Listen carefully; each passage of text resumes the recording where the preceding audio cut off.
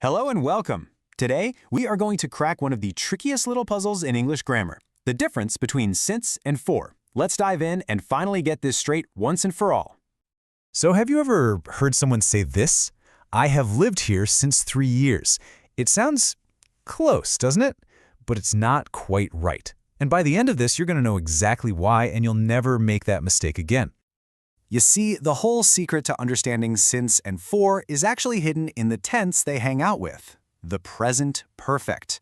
The best way to think about this tense is like a bridge that connects something that happened in the past all the way to right now. So what is it really? Well, the present perfect is all about an action that kicked off in the past but is still going on, still true in the present. And the formula? It's super simple. It's just has or have plus the past participle of a verb. Easy, right? Okay, check this out. Let's take an example. Mrs. O has been a teacher since 2002. The action, her being a teacher, didn't just happen and end back in 2002. Nope.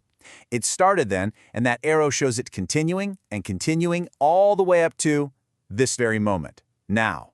That whole stretch of time is what the present perfect covers. All right, let's zoom in on our first keyword, since. The job of since is incredibly specific. I want you to think of it like dropping a pin on a map. It marks one single exact spot, the beginning. And here it is, the golden rule. This is the main thing to remember. Since is always followed by a specific point in time. Not a duration, not a period, but one single identifiable starting moment. Let's go back to our example. This shows the rule in action perfectly. When did Mrs. O start being a teacher? At a very specific point, the year 2002. That's why we have to use since. And it works for any kind of specific point.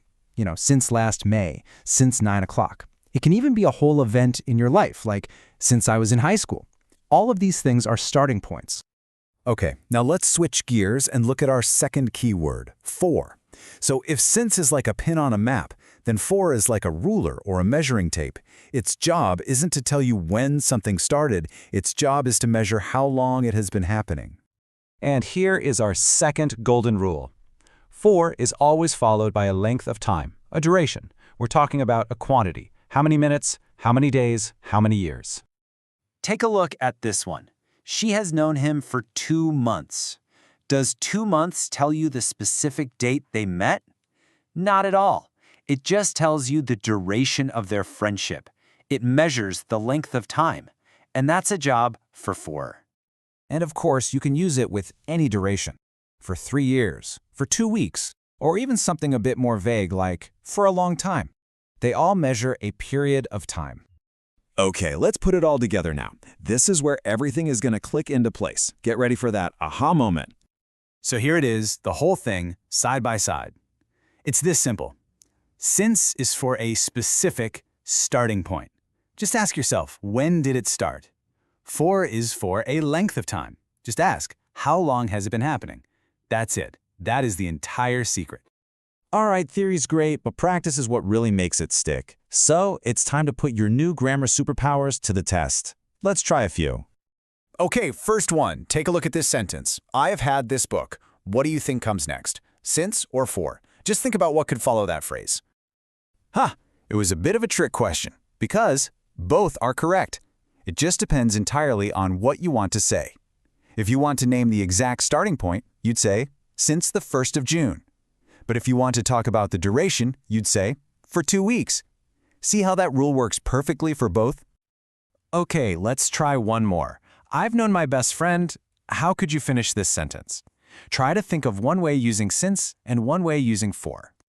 Exactly. You could say since 2015, right? That pinpoints the year you met.